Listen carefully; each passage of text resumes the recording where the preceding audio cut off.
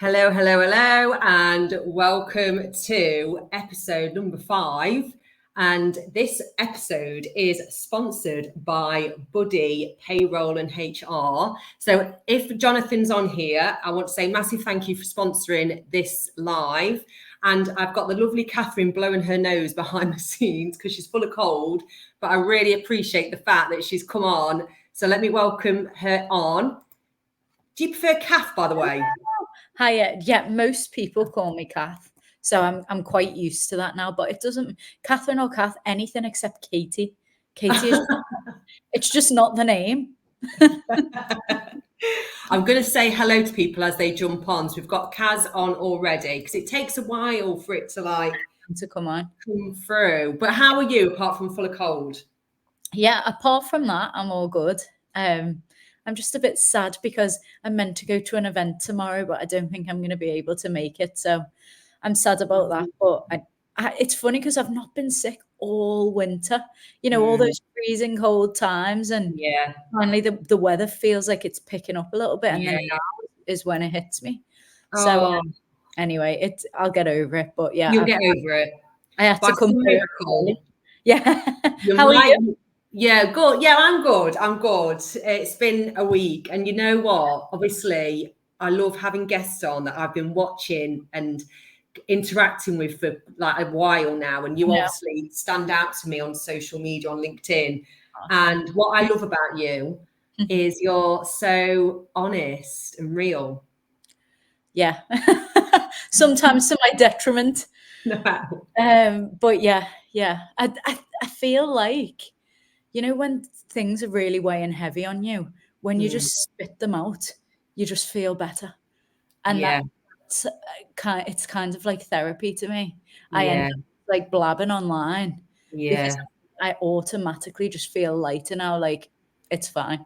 Yeah, that's what I noticed. So I noticed you spoke in the car a lot, and obviously you would have come on LinkedIn, looked about and thought, what the hell is this? Because I think you've got 2 businesses and they're probably better on Instagram and TikTok in theory. Yeah.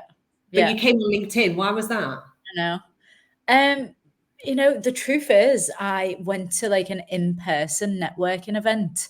Yeah. And everyone was exchanging LinkedIn's and talking about each other's posts on LinkedIn. And I was like, what is this platform that is obviously only for, old, boring people? That's literally what I thought. I was like, why are all these people talking about exchanging LinkedIn's? And I was like, no one goes on LinkedIn. And then obviously that was absolutely not true. And they were like, just go on and just post a little video introducing yourself. I was like, a video? Absolutely no chance. I'm not going to post a video. Anyway, I did post a video, and then it blew up from there. Like everyone was commenting, going, "Hello, welcome to LinkedIn." I was like, "What's going on?"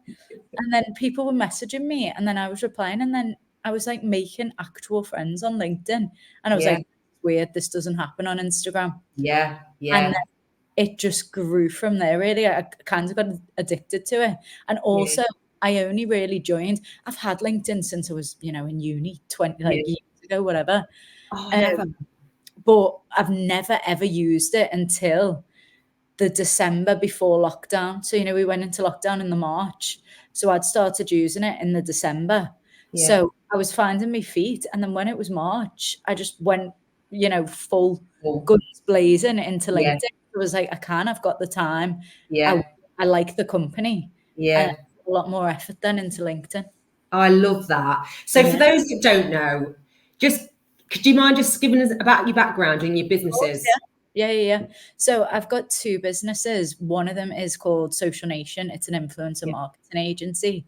I've been doing that I've worked with influencers for over 10 years. Wow. I've had my own agency for coming up to 8 years now. It's about 7 and something. So that's like what I've primarily been doing, and it's all about putting influencers with brands that really suit their profile. With Social Nation, we've tried to move away from kind of the like basic reality TV star, and we're moving in now to personalities with purpose. So influencers that still have a big following and stuff online, but they're doing more good things for the world. They're not just going on Love Island looking good and amassing a following. They are like one of our girls. She very, very sadly lost her daughter to childhood to leukemia. Oh, it was awful. I watched that story. It was on. Yeah, it was awful. But what he's done from that is channeled all their energy into raising money for like children's charity. Yeah. You know, cancer. They're like selling they're doing some really amazing things. Like they are raising money to pay for people's PhDs so that they can specialize in childhood cancer, because there's a lot of people doing stuff around cancer in general, but not baby focused. Yeah. So they're paying for people to go and have their PhDs in this subject. Anyway, that's the type of person that we're trying to represent. Someone who's doing just remind, tell everyone what her name is. Her name is Sophia Baraji. Yeah, so if anyone that story, yeah. I know who you mean, because I watched the story of it all unfold, because is her dad Ashley? Yeah.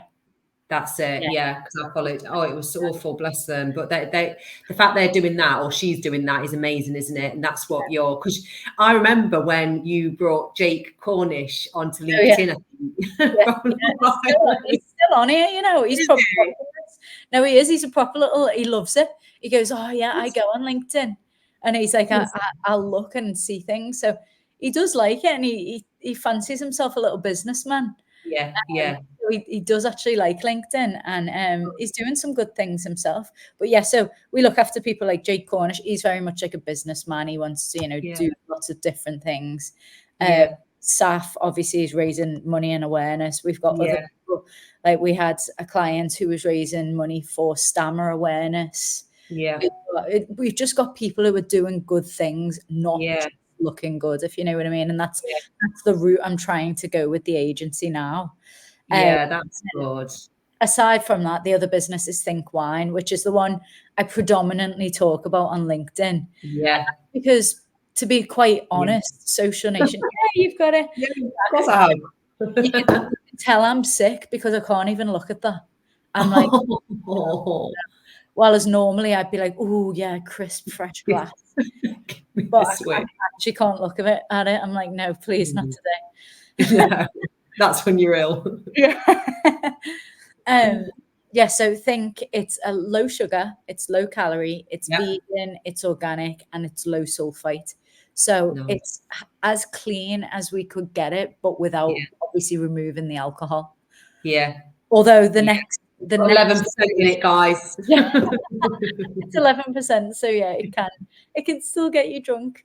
But the next like our next launch is going to be a 0%. So then you can drink. Oh, please do. So I do miss having a drink now and again. I'm not going to lie. I started the challenge. I've restricted my drink for years. It's not an overnight thing. Yeah. Because I do a lot of fitness. I thought I'm just going to stop drinking. And then I've gone over a year now, and I feel like I'm almost at that point where what's the point in going back again? Yeah. But I get why people do. Yeah. I think this isn't me. I don't have a happy balance right now because like on a Friday and Saturday night I'm drinking. So I never drink in the week, but I always drink on a Friday, Saturday. I don't think that's a happy balance. But I think when people are literally drinking just at like weddings or a really big event, I think that's absolutely how it should be. Because wine and stuff, like wine or a really nice gin or a really like high quality whiskey, why shouldn't you be able to have that on a nice occasion where it's literally a one-off? And I really think you should be like, not you should be, but you should be allowed to have like a quality over quantity drink once every few months. And that's I know. And you're so right, because I'm so strict with myself sometimes. And Steve, my partner, he still drinks alcohol. He's actually watching this, so I'm not going to say too bad. He's the one that he's been putting your website links on for me here, look. So Steve, hello. Thank you. So he likes a glass of red wine. By the way, those that are listening and watching, Ashley Leeds has just said hello. Tell us if you like a drink and what is your favourite drink of choice. I want to hear everyone what they've got to say about that. But Steve likes a red wine. And when we go on holiday and I don't drink, I find it funny that he does. I'm like, yeah, go for it. I like to see others drink. Yeah. No, it is actually funny. Well, I'm the opposite with my partner, Leo. He barely drinks. Like, and I mean, the last time I can't even remember the last time I seen him drink. While it's like for me, it's like Friday, crack a bottle of wine, Saturday, crack a bottle of wine. But I feel like there's always like one partner who drinks less. But then he says that about me. He laughs. He's like, "Well, you're funny. If you had a drink, I'm like, I'm funny anyway. What do you mean? I'm like, how rude." Yeah. That is hilarious. That is, because I know I'm a bit silly without a drink. So you can imagine what I was like with a drink. I like to make people laugh. So I would do whatever it takes. Sorry, I've got my Lemsip in my Egypt mug. Steve loves a Lemsip. I think they're disgusting. So I've had some comments actually. So we've had Andy Wainwright saying Catherine Jones from our neck of the woods. Oh, hello. And then we've got Max. I went nearly 2 years sober, but likes a nice glass of wine. So nearly 2 years, brilliant. Yeah. And my friend Lisa said, I do like to have the odd drink, and I do love a sparkly prosecco. Yeah, sparkly prosecco. Yeah. I might send you one of these then, Lisa. She's a good friend of mine. And then Lee, I don't really drink much, to be honest, but I do enjoy a nice Guinness every now and then. But that's a nice. These are all like the perfect people. They're just having a once in a while drink, which should be absolutely fine. Yeah, no, it's true. Drink of choice would be spiced rum. Never think to have that. Yeah, no, I don't. But I love it though. Like if you've ever been to the Caribbean and you have a spiced rum cocktail. I've never tried that. That's a good shout. That is. So Steve loves his red with a steak. We know that. And Kaz has said, I feel like it's all about balance, isn't it? Too much of anything can be bad, but a little bit does you good. I haven't drank for a couple of months now. No real reason. Just loving the mocktails, 0% beers right now, and the no hangover. Yeah. That's so true, isn't it? So I'm getting excited for your new wine. Yeah. I think it's going to do really well. Like, the world's changing now. The younger ones aren't really drinking. I think they're embarrassed by us. Carry on of alcohol. They're really not drinking, Gen Z, are they? So it's interesting you say that, because my daughter's 18 and she's going out now, and I frigging hate it. She's drinking, but she's not. I don't know how wild she is. She won't tell me the truth, will she? Let's be honest. But I don't think she's as bad. I do think it's who you hang around with as well. Yeah. It's interesting, but I think you're still going to have a market for the drinkers, but you definitely need a market for the non-drinkers. Because there's so many more of them now. Yeah. Obviously, like back in the day, if you'd go out and not have a drink, everyone would be like, "Why aren't you drinking?" Well, it's now just absolutely wouldn't dream of doing that. Yeah. I wouldn't dream of saying to someone, "Why aren't you having a drink?" Oh, I know. I wouldn't dream of it. Yeah, I wouldn't, but they do that. People do. Yeah, it's mad though, because it was. Yeah. I remember my friends would hit the roof if I said I wasn't having a drink. Yeah. What do you mean? You're boring. Blah blah blah. Yeah. But they don't really do it now anymore. Yeah. What would you say? So, running two businesses, then. Yeah. It must be hard work. Yeah. You've got a good team around you. Yes. Yeah. It's been a struggle because I'm hard work as well. I expect very high standards of people. Yeah. And if they're not going to hit those high standards, then I'm going to let you go. So it's actually, anyone who passes a probation period with me they're doing something very good, because I'm very I'm tough on people, really. And I think people say, especially on LinkedIn, like, oh, it's such a fun office. Like the office is pink. We do a lot of events. There's a lot of like TikTok stuff going on. And to an extent, there is a lot of fun, but there's a lot of hard work. And I am quite like a tough person to work for, because I won't accept, I won't accept people not working hard and working professionally. And it's taken me a while to build a good team, but now I really feel like I've got a great team. We still need more though. Like I'm forever hiring, But Heard it in the first, guys, get involved. yeah, honestly, like please. Yeah. Who's this for then? Is this for the wine company or the social media? Both. Yeah, I'm always looking out for both. You know, even when I go to like a restaurant or something or a bar, I'm looking at people thinking, I wonder if you want a job, because I want to give you a job. And I've done loads of times. I've either tried recruiting them for the business or to be like a Think model. I'll be like, oh, that lady's really attractive. I'm going to ask her if she wants to be a Think model. So I found like models, I found members of staff just from like being on the streets recruiting. That's brilliant, because not many will do that, to be honest. And that comes from the power of like get yourself out there. Networking probably is a good place. You started doing a lot more networking, I think. Yeah, I have. You never used to do, did you? No, I did none. And then I started doing it, and I'm doing more. But as well now, I've got the team networking as well, so it's not just me, because it was a lot. It's a lot when everyone just wants to speak to you, if you know what I mean. Yeah, I just want to speak to Kath. Like, no, they know what I know, so just deal with them as well. Yeah. So now that they're actually out networking themselves, it's so much easier. It's so much of a weight off my shoulders, because people are going to them as well, and they're really taking them seriously. So it's great. Yeah, no, that's really good, because you've got to empower them to be like you. Yeah. That's it. So Ashley's put, recruiting from hospitality is a great way to find hardworking people. I also get tapped up for modelling jobs. Yeah. Okay. Well, Ashley, I might send you a message about being a Think model. So that is so funny. Get ready in your DMs. Yeah, that's brilliant. So, you know, with LinkedIn and stuff, then, do you find that you got, the more popular you became, did you get work? Yeah. So it leads to all sorts. It's not just sales, is it? Yeah, no. Yeah, loads of different types of work, like really random things. Yeah. So I get a lot of like corporate business. So at Christmas, we always get a lot of hamper sales, wine sales for Christmas parties. Yeah. That's all coming from LinkedIn. Brilliant. And like my network. So I get a lot of like that kind of corporate work. I get a few customers that are, you know, just like buy off our website monthly or every few weeks or whatever. They're off LinkedIn, and then they often share a post saying like, oh, I'm at home with my mum drinking Think, and then I see it and I'm like, oh, I'm so happy, because I know, you know, it's all come from LinkedIn. But then there's other like random things, like someone will message and say, oh, my brother owns a restaurant. I've told him about Think, he's interested, here's his number. Wow. It's as simple as that. Like they see me and they've thought, actually, my brother would love this.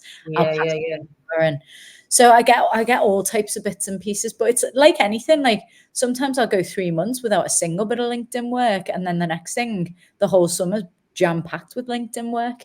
But you just got to stay consistent no matter what, really, and understand peaks and troughs along the way. Yeah, no, it's so true. Tell all those watching and listening, like, because obviously I like inspiring other people, and I love the fact that you've got 2 businesses and you're hardworking and you're brave and you put yourself out there, but tell us, and you do show your vulnerability. But there's something that sticks out in my mind, but this might not be your hardest. But what's been your hardest point in business that you just thought, I'm giving up? Or has there been any lows? Oh yeah. Plenty. I mean, we could be here all day if we wanted to get into that. Yeah. But, I'll tell you my biggest low, and that was it kind of came hand in hand with another low. So I was working with a wine agent because I don't speak Italian. And when I was initially finding my vineyard, obviously I needed to communicate. So I used a wine agent, which is like a middleman between me and the winery. He would obviously take a cut of you know, the money for the wine. So I worked with him flawlessly for say 3 years, and then all of a sudden I paid him for a batch of wine, and he didn't pay the winery. He just stole the money and went missing. So so that was a very, very low point. More so because I really trusted him. because we'd worked together for 3 years. I've met him a million times in Italy. Like, we spoke about family. Like, I felt like we were friends. So for him to just go missing, it was like, what the hell? Yeah. Anyway, what that led to is all the money that I'd accumulated to sit in the pot to, you know, get us through dry months or whatever was wiped because I had to buy my wine again. So basically he'd stolen around 50 to 60 grand's worth of wine. So I had to repurchase that at around 50 grand. Now 50 grand was always that kind of buffer that sat in my bank, you know, ready for a rainy day, but it was wiped. So by the time I'd repurchased my wine, I basically had about £1,000 in my bank. And that's just not viable for running a business, like, especially one like mine. So I started rapidly like losing money, getting into debt. So I thought, right, I'm going to have to get an investor. And I really didn't want to at that stage because I know it's some when you're going to scale your business to where I want to be, I know I'm going to need an investor at some point. But I didn't need it at that point. I was like still kind of like bootstrapping, and it was fine. I was making it work until I was at a point where I could get an investor on, but I'd obviously get more bang for my buck. Anyway, because of that position I was then in, I was forced to get an investor. And I ended up getting introduced to this guy. He was an American. He sold me the dream. You know, he had 20 franchises of the Hard Rock Cafe. He owned an island in Australia. He, you know, he was going to make us the next big thing at music festivals. Sorry, I think I'm going to sneeze. Go on, let it out. Let it out. Sorry, I was trying to stop it. Go on. Sorry. Right, sorry. Bless you. He was, you know, going to make us the next big thing. He really sold me the dream. It was, you know, good money for what he wanted. And I just thought, okay, great, life's made here. We went through, by the way, everything he said is backed up in like press. So I was Googling the island's name. It did say he owned the island.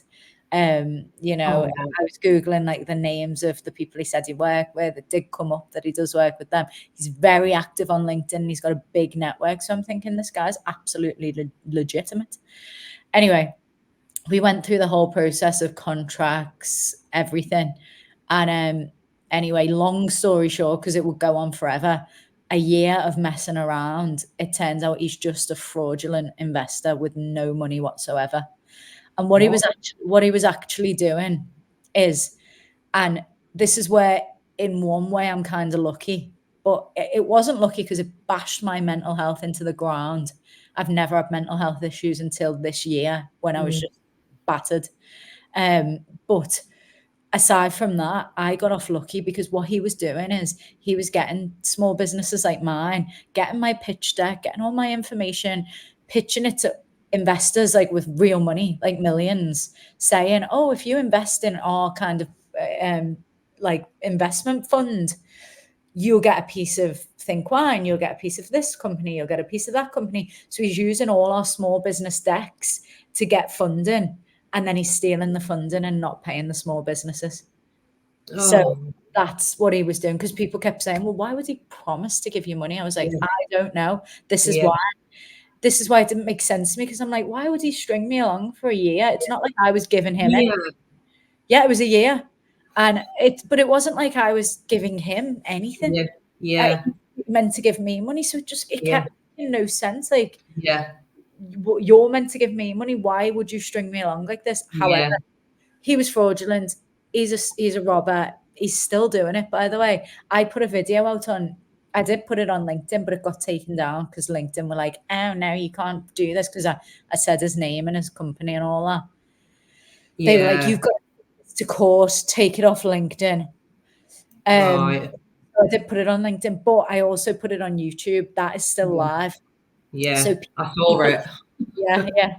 So people are finding that video still and messaging me going, oh my God, he's doing the same to me. So he's still at it. Bearing in mind, I've told the FBI, told fraud, told, you know, everyone you can tell, but people just like that get away with it. Yeah, I know. And you had to come back from that as well. So not only did I have someone rob near 60 grand off me, I then had someone pretend to invest to the point where I'm just getting myself in more and more debt, thinking, well, it doesn't matter. There's a few $100,000 coming soon. It doesn't matter. There's a few $100,000 coming soon. Thinking, oh yeah, I'll buy the van for the vehicle, for the office. Oh, I'll buy some new wine. It's no problem. Lashing it on credit cards. Blah. Yeah. Oh no, the money. It's like he just wanted you to spend. Yeah. Weird, aren't they? Yeah, and that's what he was saying. He was going, yeah, just do it. The money will be in a couple of weeks, so just buy it. Yeah, and I'm just like, oh yeah, okay. Anyway, whatever. I won't go into detail, but me and Steve, he had something at the gym that was a hoax. It was a 3 or 4 days of like planning stuff for him to then not be real. And he was getting no money from it. It's almost like he got off on lying and creating drama and events. And then this event never happened. And it was weird. So we got Steve all excited about something happening and then didn't happen. And he even ranked Lisa, who was on my comments, he even got Lisa involved. It was a big thing that went on, but it wasn't real. We did a video on it and stuff on LinkedIn and TikTok. Weird people, but... People are so weird, aren't they? Like, imagine. How have you got the time to run around doing all that? I know. But how's the business doing now then? Have you come out the other side a bit more?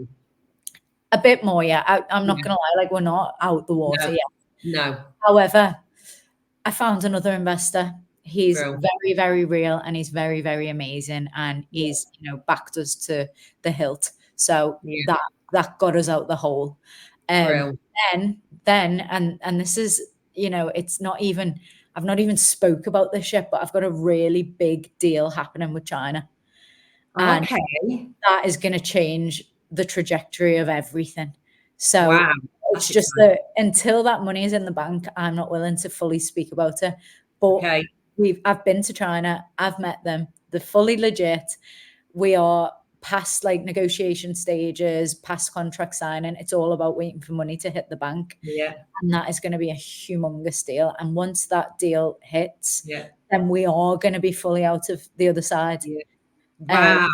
And at that point, obviously, things are going to be very, very different. And so I'm really happy with how things are going, but I'm still not fully out the other side yet. And until, it's not over till the fat lady sings, really. No, I know. And also, what keeps you resilient and coming back for more? Do you know what? I'm honestly naturally born this way. Yeah. Like, I can't, and people have asked me this loads. They always say, even like my friends and that, they're like, how do you just get up and go again every time you get knocked down? Yeah. And I'm like, I actually don't know. I was born with this. And, people say, oh, read The Secret, watch this, watch that. Yes. Like I've done a few bits and pieces like that, but I think what's new? There's nothing in those things that I don't already naturally do. So like I would naturally, and don't get me wrong, like when all that was happening with the fake investment, that was the most miserable I've ever been. Yeah. I really wanted to stay in bed. I felt sick in my stomach every single day. I was worried. I was anxious. I had headaches. I even ended up in hospital at one point because I was it was really bad, but it didn't matter. There wasn't really a day that I actually lay in my bed. I forced myself to get up and I forced myself to carry on. And I think it was more like the people around me, when you've got a team and you're thinking this is actual hell, but I've got a team and I've got to put on a front for them. And sometimes it is. And I don't encourage like fake it till you make it, all this behavior. But sometimes you have just got to. Just got to fake it. And so, on a day when I really want to cry and scream in your face, I'm going, oh, yeah, okay. Morning. Hello, hi. Yeah.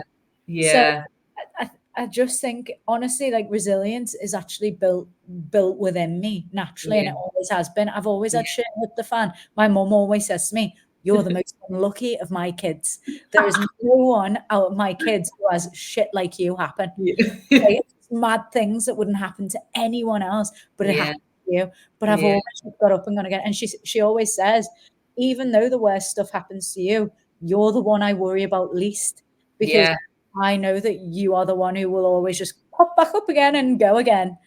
Do you find that the most successful people are the ones that are resilient and come back for more and keep going? 100%. Yeah. Yeah, I agree. I mean, it's so easy, so easy. I mean, my mum said to me during all this, just pack it in now. Come on. Yeah. Just pack it in. It's not worth it. Your mental health, your sleepless night, just Yeah. pack. Yeah. And I could have quite easily. I was feeling like I could have, and I thought, I'm not gonna. For I haven't come this far just to come this far. Yeah. I'm gonna turn this round. And I think if you strongly believe you're gonna do something like that, like you are gonna turn it round, then you're going to. So, no, that's it. And you've got, what's your, I know we're running out of time, but I just want to quickly ask, what is your passion? What keeps, what's your end goal? What are you striving for? the end goal is to self-think. Yeah. I don't know what I want to do with Social Nation because I love it. And it's always made money and it's never been a hassle. Like, obviously you get stressful days. Influencers can, roll out the wrong side of the bed and be a nightmare. But that business is, since the day I started it, it's made money. While Think has been nothing but a struggle, a money, like problems. But from day one, I always had this goal of, I'm going to sell this and I'm going to sell it to an amazing company and I'm going to on the shelves everywhere, and I'm gonna go on holiday to Greece and I'm gonna see it on the shelves in Greece, and I'm just gonna be so happy. And so the end goal is to sell it and to see it everywhere, and then to sell it and be like, I started and built a business from scratch, and then I sold it for a load of money. And then the likelihood is, knowing how I am, I'm probably just gonna go, okay, time to go again. What will I do next? That's brilliant. I wouldn't do alcohol again, put it that way. This is the end of the alcohol era. Well, it is a hard market. You've picked something, you've picked a challenge. Yeah. I think I'm excited about your 0% wine. Yes. And I'm going to love it. I am. It is just a great idea. I don't know if anyone's got any quick questions, but Steve's put very inspirational, and what a lot of people need to who are currently struggling through tough times and struggle to see getting through it. So that's really nice. I had a message on LinkedIn the other day off a lady, and she was just like, I think I'd posted something about, something to do with what had happened to me. And she was like, reading your post was just what I needed today, because I am going through hell. And she's like, I have good days and bad days, but I just keep thinking, like, will it end? And I was like, yeah, it will. It would, like, you can feel like poo for a year, but at some point it's just going to change if you battle through it. So I really couldn't see how I was ever going to get out of it. Did you really think that as well at the time? I had no idea. I was drowning. I just thought, how the hell am I going to get out of this? It's horrendous. Yeah. But you do. Yeah. But it's you have to involve other people. You won't do it alone. No. There's no way I would have got out of that alone. Because you're so open. Oh my God, yeah. By the time I confessed what was going on, I had loads of people buying from me off LinkedIn. I had people messaging me to help. I had people running around trying to find me investors. I had my mum giving me a bit of money to help me get by. I had my friends saying, what can we do? I had all these people helping me. And it made me kind of go like, oh. Yeah. If I would have kept that to myself, which I did for a while, then I wouldn't have got out of it. I bet you felt quite embarrassed, because you felt like they pulled the wool over your eyes. Absolutely. I felt, of course I did. There was so many times when I thought, how the hell have I fell for this? But now when I look back, I'm not embarrassed at all, because this is their day-to-day job. He's been doing this for 20 odd years to hundreds of different people. And if anything, I'm just lucky that I never had money taken off me the way other people who I've spoken to have had money taken off them. But when I've spoken to other people, because I've said, like, can't we do some kind of big lawsuit where, like, there's 10 of us here. We all know that we've all had the same thing happen. Couldn't we all get together and do like one big lawsuit or whatever? And they're very much of the opinion of, no, I'm not letting anyone know this has happened to me. And I'm like, how can you live your life like that? Yeah, I'm the same as you. I can't. I wouldn't be able to. I'm like, no, who cares? Like, so what? So what if it happened to you? It's happened to us all. Blah blah blah. I even said, why don't we do a documentary, like a Netflix style? Oh, you like that? I don't know if you saw the Mr. Bates and the Postman.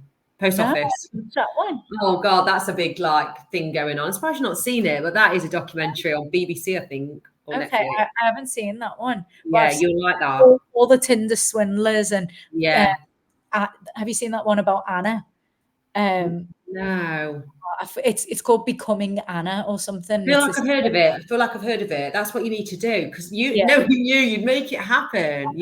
I feel like doing it, and I feel like it'd be amazing, but Yeah. all the other people won't back me because they're too embarrassed to admit. Yeah. And obviously, I'm not going to out them.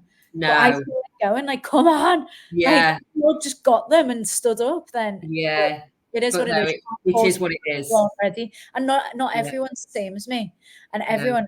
Like my mum always says that, and I feel like I'm going on about my mum. She always says like, not everyone has that brain, so stop trying to force everyone to have that brain.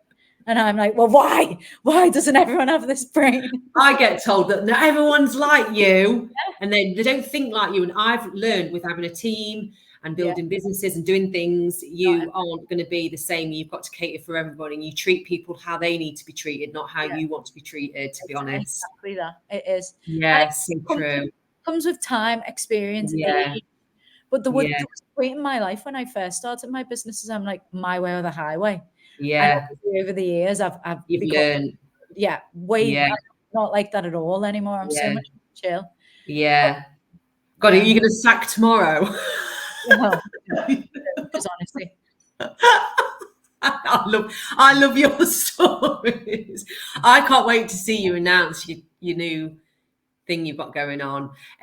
Claudia said, amazing how you've got through and overcome those dark days. And Lisa has put, keep going, you're doing amazing. And that is what you need. Women supporting women, men supporting women. You need that around you, don't you? And I've realized that recently myself. So it's good. 100% agree. Yeah. Thank you so much for coming on and for your time. Honestly, I could ask you so much more, but we'll save this for another time. Yeah, I'll come back again.